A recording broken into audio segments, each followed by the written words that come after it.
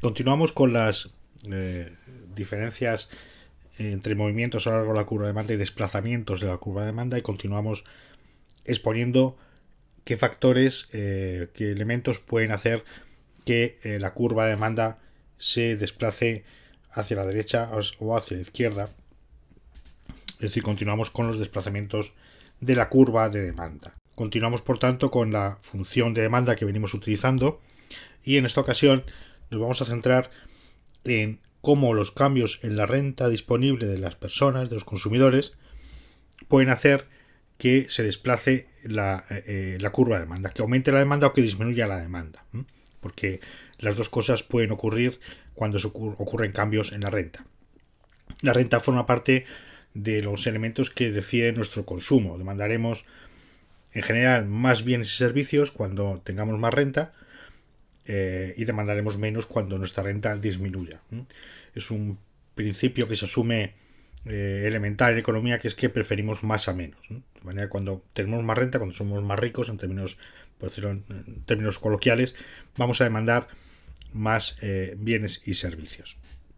Esto nos lleva a tener en cuenta una clasificación básica de los bienes en función de cómo sea su comportamiento de su demanda cuando ocurren cambios en la renta.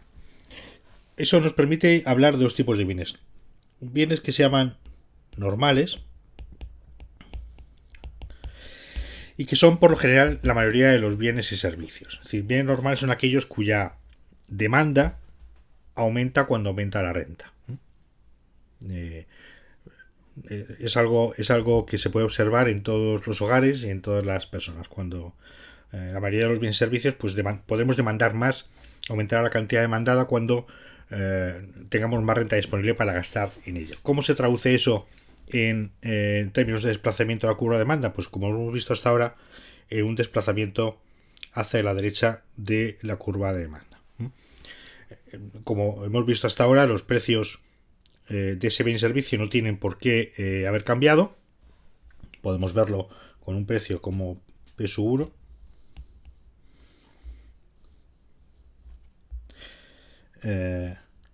que nos proporciona, a partir de la información contenida en esa curva de demanda, hay que recordar que lo que hace es representar gráficamente el plan de demanda, nos muestra que para ese precio pues la cantidad demandada sería Q1. Si ahora aumenta nuestra renta, lo que va a ocurrir es que para cada uno de los precios posibles vamos a demandar cantidades mayores. Es decir, se producirá un desplazamiento hacia la derecha de la curva de demanda. De manera que para ese precio nuestra cantidad demandada será superior al inicial. Q2 es superior a Q1. Eso ocurre con los bienes normales, que son la mayoría de los bienes y servicios. Pero ocurre también que hay una serie de bienes a los que podemos calificar como bienes inferiores, que son aquellos bienes cuyo consumo lo reducimos a medida que tenemos más renta. Cuando alguien tiene poca renta, tiene que concentrar su consumo en determinados bienes y servicios que puede consumir, que puede comprar, que puede adquirir. Y a medida que tenemos más capacidad de gasto, tenemos más renta, desplazamos el consumo de esos bienes por otros más caros, utilizando una terminología coloquial. Por ejemplo, los restaurantes de comida rápida, hamburgueserías, etcétera, se considera que son bienes inferiores. ¿Por qué? Pues porque es donde acuden quienes tienen poca renta para cenar un fin de semana, por ejemplo. A medida que aumenta nuestra renta, cuando encontramos un trabajo mejor o encontramos un trabajo y nos permite ganar un salario, pues es posible que podamos ir a otro tipo de restaurantes, no necesariamente restaurantes de lujo, pero un restaurante normal, corriente, más o menos informal y mejor, con una mejor comida, más nutritiva posiblemente y más sabrosa que la que se puede consumir en un restaurante de comida rápida. Para muchos hogares, por ejemplo, el pollo ha sido tradicionalmente un bien de consumo, pero era un bien inferior. A medida que ese hogar aumentaba su renta disponible, desplazaba el consumo de pollo hacia otro tipo de bienes, por ejemplo, carne de vacuno, ¿no?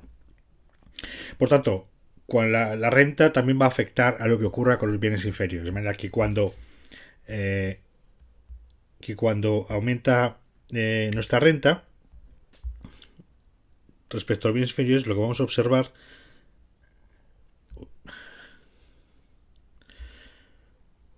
es un desplazamiento hacia la izquierda de la curva de demanda.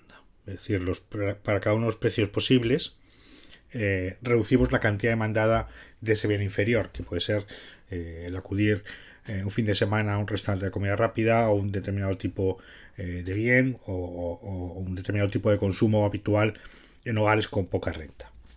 Por tanto, de nuevo, vemos como un cambio en uno de los factores incluidos en la función de demanda genera a su vez un cambio en la cantidad demandada para cada precio, que se traduce gráficamente en la generación o en la creación de una nueva curva de demanda.